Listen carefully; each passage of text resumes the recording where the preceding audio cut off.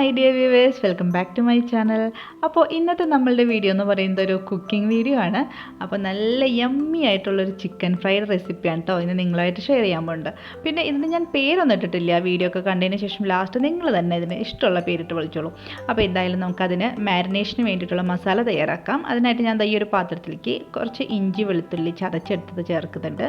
പിന്നെ അതിനുശേഷം അതിലേക്ക് കുറച്ച് ചില്ലി ഫ്ലേക്സ് ഉണ്ടല്ലോ, മുളക് ചതച്ചത്, അത്, പിന്നെ കുറച്ച് മഞ്ഞൾപ്പൊടി, കുറച്ച് മുളക് പൊടി, അതുപോലെ തന്നെ കുറച്ച് കുരുമുളക് പൊടിയും ചേർക്കുന്നുണ്ട് കേട്ടോ. കുരുമുളക് ഇങ്ങനെ നമ്മൾ തന്നെ ചതച്ചെടുത്തതാണ്, അതുകൊണ്ടാണ് തരിതരിയായിട്ടുള്ളത്. നമ്മൾ വാങ്ങിയത് നല്ല നൈസായിട്ട് കിട്ടുമല്ലോ. പിന്നെ കുറച്ച് കബാബ് പൗഡർ ചേർക്കുന്നുണ്ട്, അതുപോലെ തന്നെ കുറച്ച് തൈരും കുറച്ച് വിനെഗറും. ഇതിലേതെങ്കിലും ഒന്ന് മതി. ഞാൻ ചുമ്മാ ഒരു ആഡംബരത്തിന് വേണ്ടി വിനെഗറും കൂടി ചേർത്താണ്. ഒന്നുകിൽ വിനെഗർ അല്ലെങ്കിൽ തൈര്, ഒന്നും അല്ലെങ്കിൽ നാരങ്ങ നീരും കൂടി ചേർത്താൽ മതി കേട്ടോ. പിന്നെ ആവശ്യത്തിന് ഉപ്പും കൂടി ചേർക്കുക. നന്നായിട്ട് ഇതൊക്കെ കൂടി ഒന്ന് മിക്സ് ചെയ്യുക. നന്നായിട്ട് മിക്സ് ചെയ്യണം കേട്ടോ. എന്നിട്ട് പിന്നെ നമുക്കിത് ചിക്കൻ്റെ ലെഗ് പീസ് ഞാൻ ഇതിലേക്ക് എടുത്തിരിക്കുന്നത് ഒരു 6 ലെഗ് പീസ് ഉണ്ട് കേട്ടോ. അപ്പോൾ 6 ഇതിലേക്ക് ഇങ്ങനെ ഞാൻ മസാല ഇങ്ങനെ നിരത്തി പരത്തി വെച്ചേക്കുന്നത് ഈ ലെഗ് പീസൊക്കെ ഇങ്ങനെ പരത്തി വയ്ക്കാൻ വേണ്ടിയാണ് കേട്ടോ, അത് നിരത്തി വെക്കാൻ വേണ്ടിയാണ്. അപ്പോൾ ലെഗ് പീസ് ഇങ്ങനെ ഓരോന്നായിട്ട് ഇങ്ങനെ വെച്ച് കൊടുക്കുക. ഇനി അതിലേക്കൊക്കെ നന്നായിട്ട് മസാല തേക്കുക. അപ്പോൾ ലെഗ് പീസൊക്കെ ഇങ്ങനെ നന്നായിട്ട് ഇങ്ങനെ വരഞ്ഞു കൊടുത്തു കഴിഞ്ഞാൽ അതിൻ്റെ ഉള്ളിലേക്കൊക്കെ നമുക്ക് മസാല തേച്ച് പിടിപ്പിക്കാം. അപ്പോൾ ഞങ്ങൾ വാങ്ങിച്ചപ്പോഴേ അതിങ്ങനെ വരഞ്ഞാണ് നമുക്ക് കിട്ടിയത് തന്നെ അങ്ങനെയാണ്. നമ്മൾ വാങ്ങിയപ്പോൾ അയാൾ അതൊക്കെ ഇങ്ങനെ വരഞ്ഞ് വെച്ചിട്ടുണ്ടായിരുന്നു. അതുകൊണ്ട് ആ പണി എനിക്ക് ഉണ്ടായിരുന്നില്ല. അപ്പോൾ ഞാൻ നന്നായിട്ട് ഇതിൻ്റെയൊക്കെ മസാലയൊക്കെ തേച്ച് കുറേ നേരം ഞാൻ വെച്ചിട്ട് ഒരു മണിക്കൂറോളം ഞാൻ ഇത് ഫ്രിഡ്ജിൽ തന്നെ വെച്ചു. അപ്പോൾ നിങ്ങൾ ഫ്രിഡ്ജിലൊക്കെ വെക്കാൻ വെച്ചാൽ 1/2 മണിക്കൂർ, ഫ്രീസറിലൊക്കെ വെച്ചിട്ടുണ്ടെങ്കിൽ ഒരു 15 മിനിറ്റ് അത്രയൊക്കെ മതിയാവും. ഇത്രയും നേരം വെക്കേണ്ട ആവശ്യമൊന്നുമില്ല. ഞാൻ അങ്ങനെ വെച്ച്, എനിക്ക് വേറെ പണികളുണ്ടായിരുന്നു. നമുക്ക് ചിക്കൻ ഫ്രൈ ചെയ്യാൻ ആവശ്യമായിട്ടുള്ള പാത്രം ഗ്യാസിൽ വെച്ച് അതൊന്ന് ചൂടായിട്ട് വരുമ്പോൾ അതിലേക്ക് എണ്ണ ഒഴിച്ചു കൊടുക്കുക. എണ്ണ ചൂടായി വരുമ്പോൾ നമുക്ക് അതിലേക്ക് ഗാർലിക്കാണ് ചേർത്ത് കൊടുക്കുന്നത്.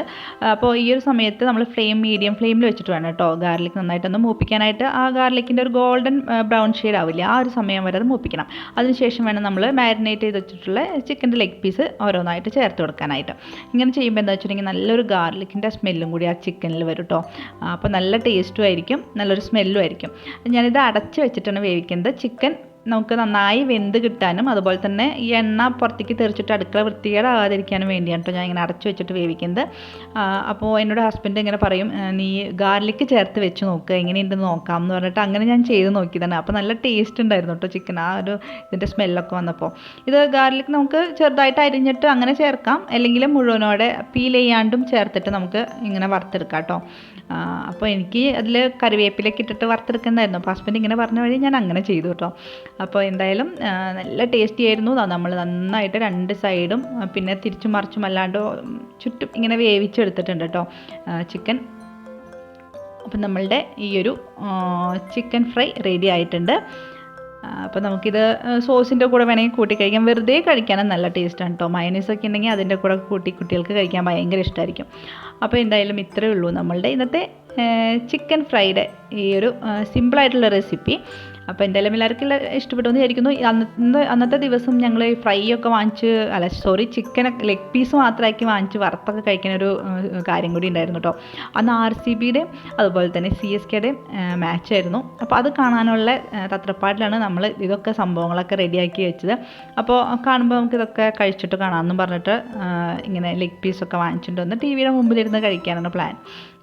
അത് മാത്രമല്ല മോൾക്ക് പോപ്കോണും വാങ്ങിച്ചിട്ടുണ്ട്. അങ്ങനെ മോൾക്ക് പോപ്കോണൊക്കെ ഉണ്ടാക്കി കൊടുത്ത് ലെഗ് പീസും കൊണ്ട് ഞങ്ങൾ TV-യുടെ മുമ്പിലിരുന്ന് അങ്ങനെ കഴിച്ചു. അപ്പോൾ അതാണ് ഈ കാണുന്നത്. അപ്പോൾ ഇന്നത്തെ എൻ്റെ ഈ ഒരു ചിക്കൻ ഫ്രൈഡ് റെസിപ്പി നിങ്ങൾക്ക് എല്ലാവർക്കും ഇഷ്ടപ്പെട്ടു എന്ന് വിചാരിക്കുന്നു. ഇഷ്ടപ്പെട്ടാൽ നിങ്ങളുടെ അഭിപ്രായം കമൻറ്റ് ബോക്സിൽ കമൻറ്റ് ചെയ്യാൻ മറക്കരുത്. അതുപോലെ തന്നെ ചാനൽ കണ്ട് ഇഷ്ടപ്പെടുകയാണെങ്കിൽ ചാനലൊന്ന് സബ്സ്ക്രൈബ് ചെയ്യുക. വീഡിയോ ഇഷ്ടപ്പെടുകയാണെങ്കിൽ ഒന്ന് ലൈക്ക് ചെയ്യുക. അപ്പോൾ എന്തായാലും see you in next video. Bye bye, take care.